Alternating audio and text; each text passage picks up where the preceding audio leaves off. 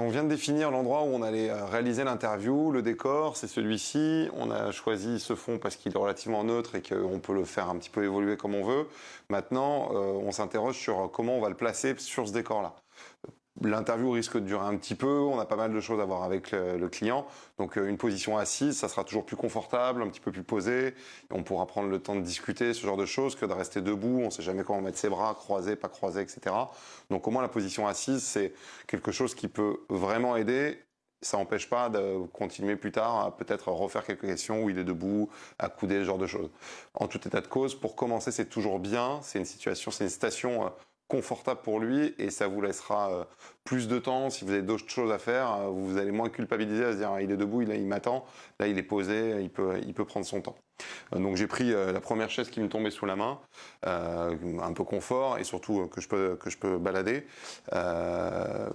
Le type de la chaise, entre guillemets, n'a pas une importance capitale parce que le cadre qu'on va poser, c'est un cadre relativement serré sur lui, plutôt un plan poitrine, pour se rester isolé sur son visage. Et du coup, on verra relativement peu de choses. Donc pour l'instant, c'est pas la peine de retourner ciel et terre pour trouver le mobilier qui déchire. On va faire avec ce qu'on trouve sous la main, ça va très bien se passer. Donc l'idée, c'est que je vais le filmer d'ici. Mon point de vue, il va être ici. Et forcément, lui, il va être assis par là. Donc je vais globalement à peu près placer la chaise à un endroit qui me semble pour l'instant assez logique par rapport au décor. Volontairement, je le colle pas au fond, parce que si je le colle au fond, je vais me retrouver tout à l'heure avec des soucis. Déjà au cadre, ça va être un petit peu tout bloqué dans le fond, ça va pas être très joli. Et puis je vais me retrouver avec des soucis avec la lumière, on va avoir des ombres projetées, ce genre de choses. Tout va être un petit peu trop condensé sur le fond de l'image. Alors volontairement, je vais laisser un peu d'espace entre le fond du décor et l'endroit où lui va se placer. Donc je le décolle un petit peu, voilà. On va ajuster tout à l'heure. Et toujours, je me replace sur le point de vue de la caméra pour avoir déjà une vision, on va dire logique, de ce que ça peut donner après. Donc je reviens toujours à ce point-là où je regarde, ok, je vérifie mes bords de cadre potentiels qui vont être très certainement le bord ici du cadre jaune et quelque part coupé dans le rideau. J'ai donc rien dans l'image qui apparemment peut être gênant, j'ai pas de prise de câble, de choses qui seraient inesthétiques. Donc pour l'instant, ça me permet de valider ça et d'avancer. On a posé un peu le décor, on a la chaise qui est en place, on a délimité le décor, on vient de poser la caméra et donc on vient de poser un cadre. Ce qu'on appelle poser un cadre, c'est-à-dire qu'on a délimité l'espace où on allait filmer notre client.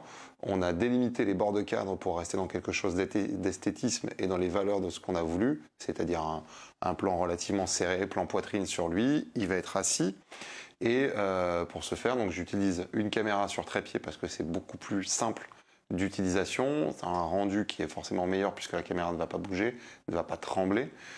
Le seul moment où tu pourras utiliser une caméra à la main, c'est vraiment si tu n'as pas de temps ou si tu es dans un contexte un peu news, un peu journalistique sur le vif. Là, on est posé, on est au calme, donc l'utilisation du pied, c'est vraiment ce qu'il y a de mieux à faire. La hauteur de la caméra, on reste dans une valeur proche de la hauteur du regard de la personne que tu filmes.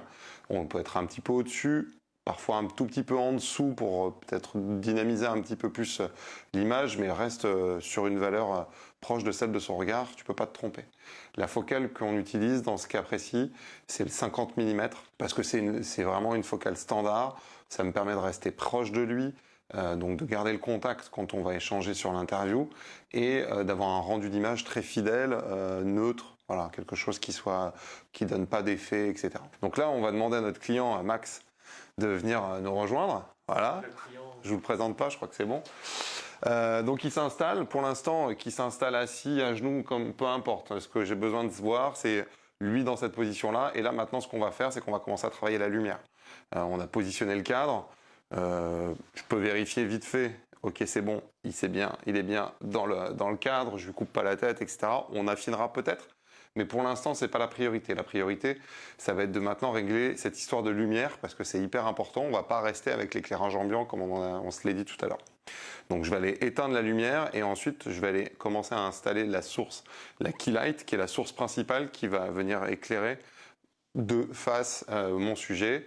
Je mets des guillemets puisqu'on ne va pas du tout l'éclairer complètement frontalement. Tu vas voir, on va prendre plutôt une position un petit peu de 3/4 face avec une source qui est pour l'instant de côté, mais on a choisi une source plutôt compacte, facile à transporter, un petit panneau LED et on va voir ça dans un instant. Ça y est, tout est éteint, donc plus de plafonnier. Pour autant, tu vois, Max, il reçoit toujours de la lumière en fait qui provient d'une fenêtre qui est présente dans la pièce et qui l'éclaire donc latéralement de ce côté-là.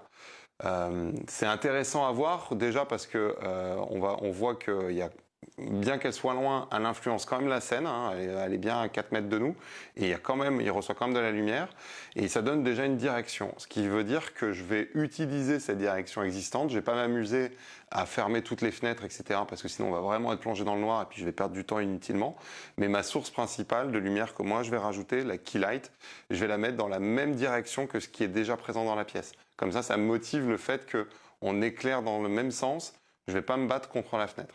Donc en fait, tu vois là, il y a un panneau qui est apparu. C'est un petit panneau LED, super pratique parce que très flexible au transport, tout se plie, tout tient dans un petit sac. Ça donne une lumière assez douce et étale, mais en même temps directive. Tu vas voir le résultat tout de suite. Et du coup, en key light, ça permet vraiment de travailler facilement et pas perdre de temps à essayer de mettre des accessoires autour pour condenser la lumière au même endroit, etc.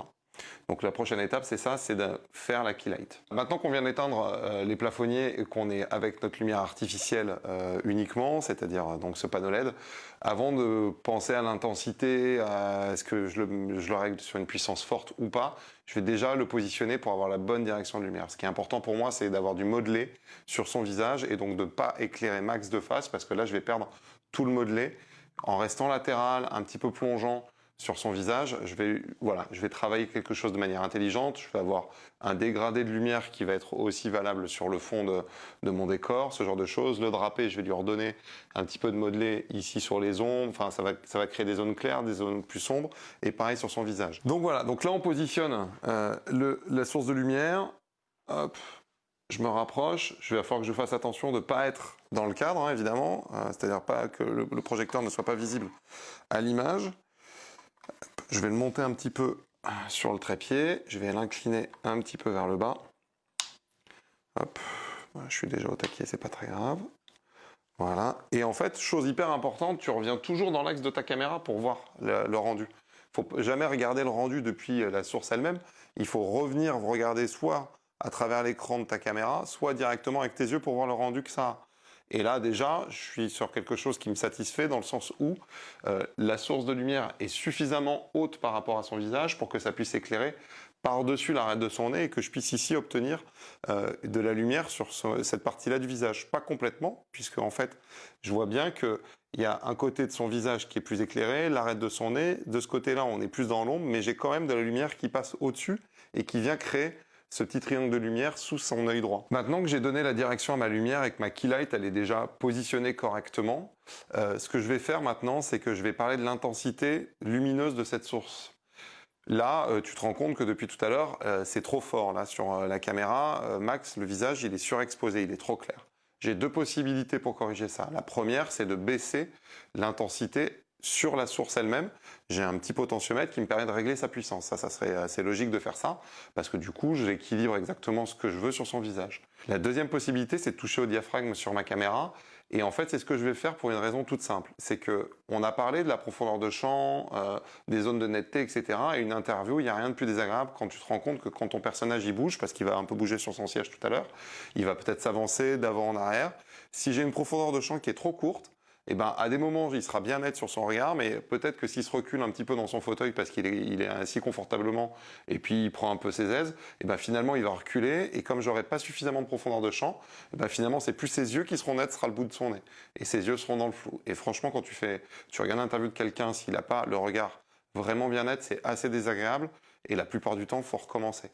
L'effet inverse peut se produire, s'il s'avance, s'il s'assoit de manière un petit peu plus dynamique sur l'avant de sa chaise, et bien d'un coup ça va être ses oreilles qui vont être nettes ou ses cheveux. Et donc là on a un vrai problème parce qu'on va devoir aussi recommencer. Donc pour éviter ça, on va se donner de la souplesse, c'est-à-dire que plutôt que de baisser l'intensité de ma source lumineuse, je vais travailler un petit peu avec mon diaphragme et je vais le refermer. Donc je vais limiter la quantité de lumière qui rentre dans ma caméra, ce qui fait que il ne sera plus surexposé. Et en plus de ça, je vais gagner en profondeur de champ et donc j'aurai cette souplesse à l'usage pendant l'interview, où je ne serai pas à me poser la question de savoir est-ce qu'il est net, est-ce qu'il est flou. Je lui donne une tolérance dans laquelle il peut évoluer, et dans cette tolérance-là, il sera toujours net. Donc je me dirige sur ma caméra, et très simplement, en contrôlant mon écran, je ferme mon diaphragme jusqu'à ce que j'obtienne un rendu qui soit correct. Voilà. Hop, on affinera tout à l'heure. Pour l'instant, ça me paraît pas mal. Maintenant qu'on a installé notre keylight et qu'on a réglé l'intensité par le fait de fermer un peu le diaphragme et d'obtenir une image qui ne soit pas ni sous-exposée ni surexposée, mais qui soit posée à peu près juste, on va continuer notre schéma d'éclairage et on va compléter notre keylight par un petit réflecteur juste de l'autre côté pour venir un petit peu déboucher cette partie-là du visage de Max. L'idée, c'est de donner une direction de lumière, mais c'est pas non plus de faire quelque chose de trop contrasté, de trop dur, de lui plonger une partie du visage dans l'ombre, parce que c'est pas fidèle à ce qu'on attend, c'est pas fidèle à la thématique de l'interview. Il faut quand même avoir quelque chose de relativement pondéré et doux, tout en gardant quand même une direction, mais s'arrêter là, ça serait vraiment s'arrêter à mi-chemin sur l'éclairage. On peut difficilement rester sur un résultat comme ça, on va pouvoir facilement l'améliorer juste en utilisant un réflecteur comme celui-ci. Alors la première des choses, quand tu utilises un réflecteur, tu n'es pas obligé de tout de suite le fixer au trépied parce que à trimballer c'est plus gros. Par contre, tu peux commencer à chercher tout simplement en orientant, en voyant le résultat que ça donne. Donc soit en tenant éloigné, on voit bien que là ça diminue, son impact est moindre que si je viens là, où là, hop, ça y est, j'ai récupéré une partie de la lumière de la keylight que je renvoie de ce côté-là. Tu remarques que je ne suis pas en train de faire ça pour éclairer le fond, je suis en train de faire ça pour juste rééclairer cette partie-là. Même chose, je ne vais pas venir me coller à lui parce que ça va être relativement désagréable. Pour lui, il va se sentir un peu enclavé. Puis surtout, je risque d'apparaître dans le cadre. Donc je vais toujours me tenir dans une distance, on va dire, assez logique, peut-être à peu près la même distance de la keylight par rapport à Max. Donc une fois que j'ai à peu près trouvé l'orientation, cette fois-ci, c'est pas très compliqué, j'utilise le trépied, hop, et je viens tout simplement pincer, c'est un petit accessoire tout bête mais hyper pratique. Voilà, par ici, hop, et par là. Et encore une fois, je vais venir contrôler sur mon écran, dans l'axe de ma caméra, le résultat. Et là, d'ores et déjà, je vois que ça a apporté vraiment ses fruits, parce que j'ai toujours une direction, le triangle de lumière, il est toujours visible sous l'œil droit de Max, mais par contre, j'ai un résultat qui est un petit peu plus pondéré, un petit peu plus doux et plus homogène de l'ensemble de l'éclairage qui lui arrive sur le visage. D'ores et déjà, ce que je peux déjà faire, c'est que comme je renvoie de la lumière, je vais encore un tout petit peu fermer mon diaphragme pour regagner encore en profondeur de champ et pour calmer un petit peu la lumière qui arrive sur sa joue gauche, qui est un petit peu forte encore à ce moment-là. Hop. Voilà, c'est vraiment pas grand-chose, mais pour l'instant, ça suffit. Donc là, on a déjà, on va dire, un schéma d'éclairage classique d'interview avec une keylight et un contre de l'autre côté avec un réflecteur qui te permet de pondérer tout ça. Je te remercie d'avoir regardé cette leçon. Maintenant que tu l'as terminée, tu peux la noter en haut à droite à l'aide des petites étoiles. Tu peux aussi écrire en commentaire un résumé de ce que tu as compris et bien entendu poser tes questions. Tu peux aussi cliquer sur terminer en bas à gauche pour valider ton avancement.